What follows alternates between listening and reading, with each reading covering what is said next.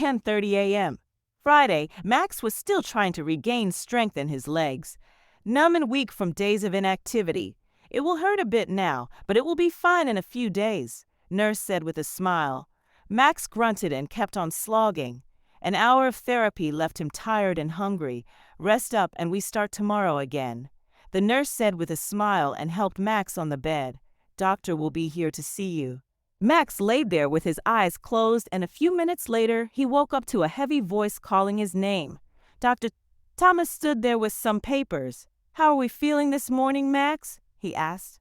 Much better than yesterday, Max said. The doctor nodded his head and placed some X-rays on the display device so he could see them. After consulting his chart, he turned to Max. I must say, I'm very impressed with your progress, he said. The X-rays show that your ribs are nearly completely healed, as are the fractures on your skull. On top of that, your testicles appear to be almost completely healed and fully functional. I see the swelling on your face is almost gone, and the bruising is significantly diminished. Whatever it is you're doing, please keep doing it. At this rate, we might be able to discharge you in just a couple days or so. That's good to hear, Doc, Max said. You mentioned my testicles. How badly were they damaged? That's enough that we considered removing them, the doctor said. But like I said, they now seem to be almost completely healed. Tell me overall, how much pain are you feeling on a scale of 1 to 10, with 1 being the least and 10 the worst? Overall, I'd say about 2 or so, Max said. Good, the doctor said, making a note in his chart. We'll keep an eye on things for a bit, and I'll adjust your medications accordingly. You just rest and get well, okay? Do you have any questions for me before I leave? Max went silent. He stared at the doctor for 2 minutes. I guess not. I have heard this before. Discussion about my injuries, unexpected recovery, discharge, rating my pain. I have heard this before. Max was confused and a sharp pain drove through his head. Was it a dream? That woman, Adresha, Nemesis, the goddess, Ile the warrior, was it all real? Nah, just my mind playing games. Max closed his eyes, trying to make sense of it all. Soon he fell asleep, trying to find me Max. There she was, Adresha, my love. She was right there in front of me. No, it's an illusion. Wake up, Max. She is not real. Danny Jones will meet you tomorrow. You know what to do, the sweet voice whispered in his ears. Max woke up all shaken. Danny Jones. I have heard that name. She is an attorney. But how will she know me? Why will she help me? All these thoughts, all the pain, it's back. Max closed his eyes and tried to calm down. Next morning, after his exercise session, the nurse helped Max to his bed. A few minutes later, she returned. There is a woman who wanted to meet you. She says her name is Danny Jones and says that it is very important. Please send her in. Max interjected the nurse. Danny entered the room and stood near Max and placed her hand on his chest and said, I was told you wanted to meet me and discuss something urgent. How did you know that I wanted to meet you? Max asked. I was contacted by your assistant. I missed her name, but she said it was urgent and you wanted to file for a divorce. What happened between you and your wife? Max was silent and shocked. He does not have any assistant, and no one knew there were issues between him and his wife. Who is this woman who is called Danny? He decided to play along and use this opportunity to do what he intended: divorce his wife. Max explained everything about his wife cheating on him, Jake and his lackey wanting him to clean up their accounts, the icing on the cake, his 10 million assets that he does not want to share with his wife. It seems that you have the gods watching you closely. Broken bones healing in record time, your testicles not being amputated, your fractured skull completely healed. You are the miracle man, Mr. Burns. Given the circumstances, it would be advisable if you get a discharge and go underground. I believe your wife would benefit from your demise. I will arrange for a friend of mine to help you with it. As for your divorce, do you have a personal lawyer or do you want me to file for your divorce? Saul, my attorney, can help with the divorce, but I do need to get out of here and would appreciate all the help I can get. Max responded. Danny sat next to Max and went over the paperwork. They spent about an hour going over everything, and when Danny felt the paperwork was complete, she sat back. Okay, she said, I'll get with your attorney on this and we'll get it done. She handed Max's cell phone. How did you get my phone? Max asked. Your secretary sent it over in an envelope. Max took the phone and dialed Saul. Max, how are you feeling? His lawyer asked when he answered. I'm doing much better, Saul. Thanks for asking, Max said. Listen, I need a huge favor from you. Anytime, my friend, Saul said. What's going on? Well, it's rather complicated, and I really don't want to get into it over the phone, Max said. I need some things done quickly, and I've got someone on her way over to see you, Danny Jones. I'd like you to work with her to expedite some things for me. Ah, yes, I remember her, Saul said. She's the one who took a huge bite out of Acme, if I recall. If she's involved, it must be serious. More than I can tell you right now, Max said. I've signed all the papers, and I've given permission for her to work with you on my behalf. Okay, Max, Saul said. I'm in the middle of something at the moment, but I should be free about 1 o'clock or so. I'll call the office and let them know to expect her. Max looked at Danny before speaking. Is 1 o'clock good for you? He asked her. She nodded her head, and he turned his attention back to the phone. 1 o'clock is good. She'll be there. I appreciate all your help. Saul chuckled. Just wait till you get my bill, he said with a laugh. Max laughed as well. They ended the call. Saul Dunis will be expecting you at 1 o'clock, he said. Do you know where his office is? Yes, I do, and I'll be there, she said, standing up.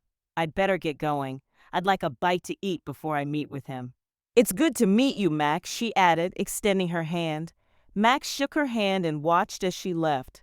A few seconds later, Max was left thinking, it was all the same, just like my dream. Just 2 people were missing from the room. Everything else was just the same. Max looked at his phone and then looked out of the window of his room. His mind was racing. He closed his eyes and held the phone near his chest. He looked at the phone and his fingers started typing. He felt his mind blank. He could see that he was typing something, but he was not commanding his fingers. It felt that they had a mind of their own. He tried to control them and stop, but he could not. What is happening to me? His fingers stopped. He looked at the screen and was shocked. I read Mario's books. Assistant will meet you at Four Seasons Restaurant at 6 p.m. Bring everything. Don't look for her. She'll find you, okay? What about my demands? Shannon responded, you'll get what's coming to you. Why did I type all this? I did not want to do anything with her. I just wanted to get away. Max suddenly felt another wave of pain taking over his body. His body went limp. His eyes could see, but his body could not move. Then he saw her, a dress she was standing over him. Her white robe was flowing, and it seemed that she was hovering in the air.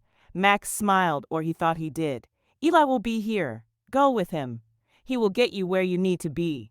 Be prepared for what is about to come and never lose hope. I am always with you, and I will always love you. She came down and kissed him on his lips. A sudden jolt woke up Max. He was still holding on to his phone, but he could still feel the warmth of the kiss on his lips. Max fell asleep the same way. That evening the nurse came and informed Max that he is ready for a discharge and there is someone to pick him up. She helped Max in a wheelchair and assisted him to the tall man standing in the lobby to pick him up. Max knew that face. He saw him in his dreams. It was Eli. Before Max could say anything, he raised his hand and said, "We have a long way ahead and we can talk on the way." Max got up from his wheelchair and walked out with him. As they drove by, there was a crowd standing by and looking at medical staff loading 2 bodies in an ambulance. "Did you really kill them?" Max asked Eli. "Well, I just tried some moves that I saw on TV. I did not know it would kill them. So the dreams are real. You are real. Adresha is real." Max said in a low tone, "Don't rush on it, kid. Not everything that you see in your dream will come to life. Some of the things do come true, but a lot of that does not. All of that depends on your actions." Eli said, "So the dreams are just a trailer? The actual movie might be different." Max questioned, "In case you chicken out, nothing that you see will matter. So to check if you are the real deal and not a chicken, you must go through a test." "What test?" "I don't know. It just happens, and at times you just might not know if you went through it and passed. You do get to know for sure if you fail. In your case, I guess you have passed, and that is why you are going to the dungeon." "The dungeon?" Max asked. "Well, it's called Camp Rollins, but I call it the dungeon. Gives an extra level of machismo to it. It's a facility to train you and get you ready. I saw it in my dreams and passed it successfully." "I bet you did." "Everyone does. In their dreams." Max and Ellie took a flight to Spokane, and in a few hours were standing in front of Camp Rollins. "This is as far I can take you. You need to go ahead on your own now. Best of luck, and I hope you don't chicken out." A word of advice: choose your fights wisely. You don't need to fight everyone, and at times your enemies will dig their own graves. Eli then handed Max an external hard drive. They will teach you how to decrypt it, and you will decide how to use it. Your beloved wife has given this. She wanted you to fix all her wrongs. We have already disabled the tracker and worked through the encryption on the files, and I got rid of the virus they put on the drive. Max took the drive and went inside. The first month of camp was rough on Max, but he expected it. They ran everywhere, up and down steep hills, through obstacle courses that included rope climbs into tall trees, and to the gym where they worked out with weights until their arms could hardly move. They were given exercises that made little sense to him at the time. These workouts took place every day from 5 a.m. until 6:30 p.m. That was the time they returned from dinner and were allowed to have one cigarette in a formation outside their barracks. The only other break the students got was on Sundays. Those who wished went to church. The rest were given jobs around the camp, mowing the grass or washing laundry. That was also the day they were allowed to write letters. Max had no one to write to, and no one sent him any letters. He worked only on the drive given to him. The camp authorities did give him a laptop to work with. That is the only thing he did in his spare time. He gathered all the evidence and found it was a treasure trove of multitude of crimes: illegal guns, drugs, human trafficking, graft, pay for play, you name it. It also had transactions with a number of elected officials across the country, bank details, amounts, and phone numbers. Prisons are gonna be full, I guess he said to himself. Meanwhile, 500 miles away, Shannon and Jake were beside themselves trying to get a lock on Max's location. Shannon was even more concerned, given that she handed over the drive to his assistant. She still hated the tall blondie. Max must be sleeping with her. That which will pay once I get my hands on Max. I will take out that which she was still concerned about when it came to Max. He needs to be here so she can take away his money. She thought it odd that she never heard from him. No texts, no calls, no emails, nothing. Nevertheless, all their bills were being paid, and she received a weekly stipend, which she spent on food and other things she needed. She began to wonder if maybe Jake and Mario had taken him out. She broached the subject to Jake a couple times, but he shut her down.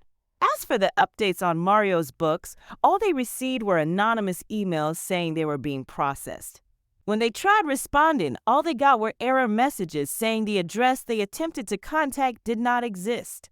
What they didn't know is that enough information had already been forwarded to certain agencies who were preparing to make some big arrests.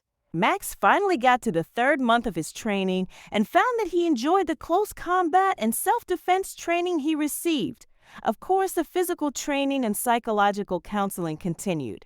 They also offered him free legal help, but he turned that down since he already had an attorney working his case. Then came the burn the witch ceremony, which marked the end of their training. The instructors gathered them outside after dinner around a pole that had a pile of wood around it. A straw figure lay on the ground next to it. When I gave the command, take one photo of your spouse and pin it to the figure, their senior instructor commanded. Ready? Move. They all pulled a photo of their spouse and pinned it to the figure. All Max had was a photo he got from the PI that showed both Shannon and Jake. He stabbed a pin through Shannon's face, securing the photo to the figure, not the figure the instructor ordered. They picked up the straw effigy and tied it securely to the pole. Finish. Front and center, the sergeant ordered. Max stepped in front of the sergeant, who handed him a lit torch. He grabbed the torch with both hands and held it tight. Burn the witch, the sergeant ordered. Sir, burn the witch. Aye, sir, Max shouted in response. He walked to the pile of wood below the straw effigy and set it on fire. The flames licked up, catching the straw figure on fire. Burn, burn, burn, they all chanted as flames devoured the straw figure. The photos quickly curled up and burned to ash. Burn, burn, burn, the men shouted, pumping their fists in the air. They continued to chant and pump their fists in the air. The chants turned into howls and angry growls as the figure burned. The men sounded more like wild animals than human beings as they howled. Soon the figure fell off the pole and burned as it lay on the ground. A few of them unzipped their trousers and urinated on the figure. Max joined them. The sergeant gave everyone a beer from a chest at his feet, and they celebrated the end of their training. Max joined several others and lit up a cigarette to go with his beer. The next morning, Max got up and followed the rest of the class into the head, where he showered, shaved, and got ready for the day. After getting dressed in freshly laundered jeans and denim shirts, the class went to breakfast, retrieved the stuff they turned in, then formed up for the graduation. The camp commander and the senior instructor stood before them. "You men have come a long way since you arrived," the camp commander said. "You came here scared, uncertain about your future, defeated and humiliated by the ones you love the most. Now you've gotten your manhood back. You look like men with the confidence to take on the world. You have the tools and the wherewithal to take on and successfully complete whatever you set out to do. I wish the best for each one of you. Remember, we're here for you 24 hours a day, 7 days a week. If you need anything at all, even someone to talk to, we're here for you. Now go and take on the world." Their senior sergeant stood in front of the class. "Attention! Dismissed." The men whooped as they picked up their bags and headed to the bus, stopping to shake the sergeant's hand. Many of them gathered before entering the bus to exchange contact information, promising to stay in contact with each other. Max headed to the airport and saw lay waiting for him.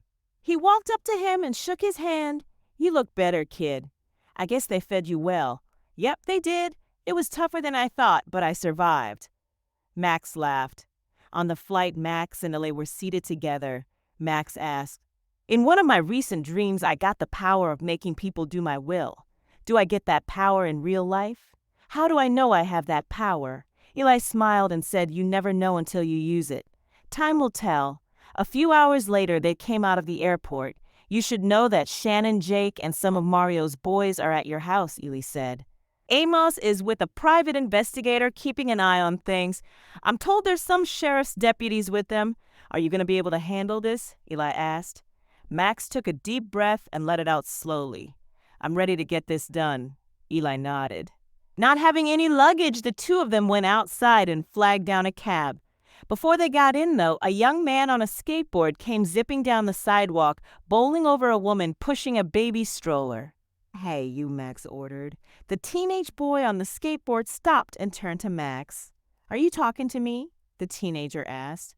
Max took in the ring he wore in his nose and upper lip. "Yeah, you," Max said. "Get over here and apologize to this woman." "Now," he ordered. The kid just flipped his middle finger at Max and walked away. Eli started laughing and said, "I guess that power is still manifesting." Max stood there and looked at Eli. "Yep, I guess I need to wait." Eventually, they made their way to Max's house, which sat on a 5-acre wooded lot on the edge of town. They came upon a pickup that Eli recognized. He asked the driver to pull over for a second. The driver pulled over and Amos came to the cab. "There's 4 fellas inside with Mrs. Burns and her lawyer friend," he said. "Process server and sheriff's deputies are here with arrest warrants for all of them." "Okay," Eli said. "Follow us inside." Amos nodded his head and walked back to the deputies on the other side of the road. Eli gave the signal for the driver to pull into Max's property. Max paid the driver with his credit card and got out of the vehicle. Eli got out on the other side. He directed the others to follow close behind him and waved the cab driver off. After the cab left the property, Max, Eli, Amos, the process server, and 2 deputies went to the front door, while a 3rd deputy went behind the house to enter from the back door. Max opened the door and walked in. The 4 goons turned and began to pull out their weapons. Max moved fast and landed quick blows on the 4 goons and knocked them out to Shadowland. He walked in and saw Shannon and Jake sitting in the living room. The process server walked up to Shannon and handed her the divorce papers. "Miss Shannon Burns, you have been served." She took the papers in her hand. Max walked up to Jake and held him by his throat and looked straight in his eyes. He let him go, walked a step back, and punched right on his nose. It broke with a cracking sound, and Jake went down on the ground and held it with his hands. "Shannon, there is a pen on the table. Sign the papers." Max said, "No, you are not getting away that easily." She shot back. Max picked up Jake and looked towards Eli. Eli handed him a baton. Max took it and landed a swift blow to his left knee. The room filled with Jake's scream, and he fell to the floor. "So, Shannon, are you signing the papers?" No, her voice was shaking. Max placed his foot at Jake's right ankle and landed another blow on Jake's right knee. Jake screamed, "Just sign the damn papers, witch. He will kill me." Shannon was on her knees by now, shaking, and quickly signed the papers. Max felt a hand on his shoulder. He looked back to see his shadow. But he felt something in him, something growing, something in his throat. Max looked at Shannon and Jake. The cops will be here and they will arrest you. You will cooperate in the investigation and will answer all questions honestly. Do I make myself clear? Their eyes looked blank and they nodded. Ely woke up to Max and said, I guess your power just manifested. Cops soon walked in and arrested both Shannon and Jake. 2 days later, Max and Ely stood outside Mario's penthouse. A big man was guarding the door. Max walked up to him and politely said, You need to let me in. The man opened the door and closed it once Max and Ely entered. Soon they were standing near the pool deck. Mario was in a deep conversation with his lawyer. Who are you? Mario asked as he stood up. Yes, the lawyer said. Speak up, man.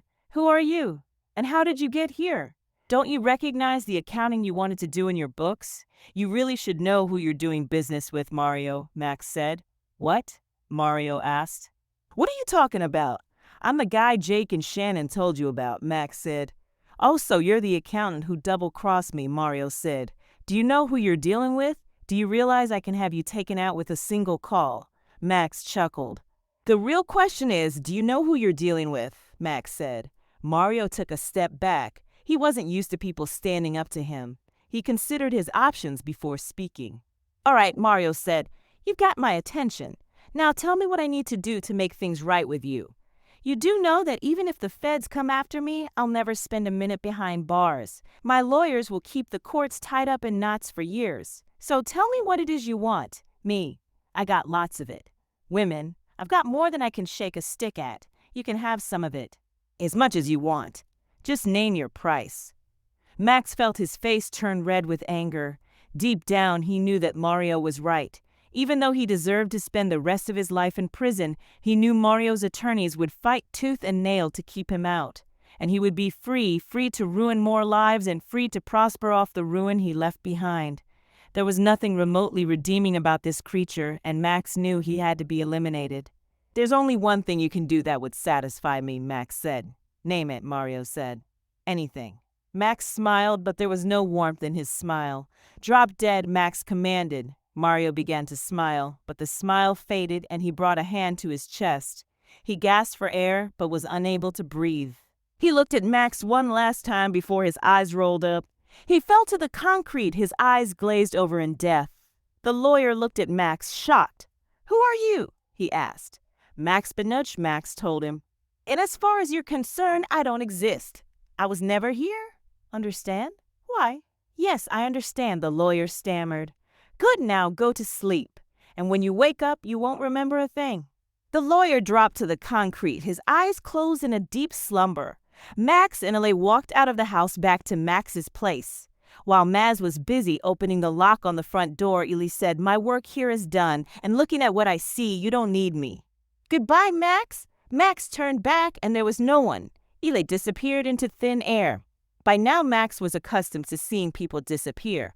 Max then slept for a whole day. When he woke up, he turned on the TV. His attention was drawn to a report about Mario. This just into Eyewitness News, the anchors said. Reputed mob boss Mario Alvarez was found dead in his New York home. According to the coroner, he suffered an aneurysm and bled out internally. Authorities say his attorney was found in a deep sleep near Alvarez's pool and had no recollection of the incident. Alvarez and his organization came under intense scrutiny after federal authorities received files regarding his alleged activities from an anonymous source. In related news, a local attorney with ties to Alvarez was found dead in his cell. Prison authorities say the man, who is yet to be identified, appears to have committed suicide. A woman who was arrested with the attorney also appears to have suffered a panic attack and is currently being held for observation. Stay tuned to Eyewitness News for more updates. Max chuckled as he turned the television off. A few minutes later, he heard a knock on his door. Looking through the peephole, he saw Detective Hansen and opened the door. Good morning, Detective. What can I do for you? You have a minute, Hansen asked. Sure, come on in. I was just curious to know if you can tell us anything about what happened with your wife and her attorney friend. Max shook his head. No, I can't tell you anything. I haven't spoken to her since she was taken into custody. Maybe you can tell me what happened. Hansen shrugged his shoulders. I really don't know how to describe it. Your wife said something about seeing creatures in her cell overnight. She was pretty hysterical. They had to sedate her and put her in the psych ward of the jail. Did she confess to what she had done? Max asked. She did more than that. All of the perps we picked up sang like canaries. It's going to take us weeks to get through everything they confessed. You don't know anything about that, do you? I advised them to confess everything they could. Nothing wrong with that. Is there? No, I guess not. By the way, you're looking much better than you did the last time I saw you. Thanks, detective. It's amazing what 3 months in the country can do for you, I guess. So you have nothing else to offer? Max shook his head. Not a thing, detective? Hanson nodded his head. Okay, he said, preparing to leave. Call me if you can think of anything. Of course. He escorted the detective to the door, shook his hand, and closed the door after he left. After he watched the detective drive off, he went into his home office and sat at his computer. He pulled up Word and Excel and began typing, making entries in the spreadsheet as he went. He worked for hours, stopping only to grab something to eat. When he finished, he sat back and looked over his work. Smiling to himself, he stepped on his back deck with a cup of tea and one of Les cigarettes. What an agency, he thought to himself. He liked the sound of that. He repeated it to himself a few times, liking the name even more. He took a long drag of his cigarette and heard a quiet female voice in his mind. Cheaters beware, he heard addressed to say in his mind as clear as if she was right next to him. He thought about it for a bit with a smile on his face. He nodded his head in agreement and repeated to no one in particular, cheaters beware. Max, now an angel of vengeance, will be back with another tale.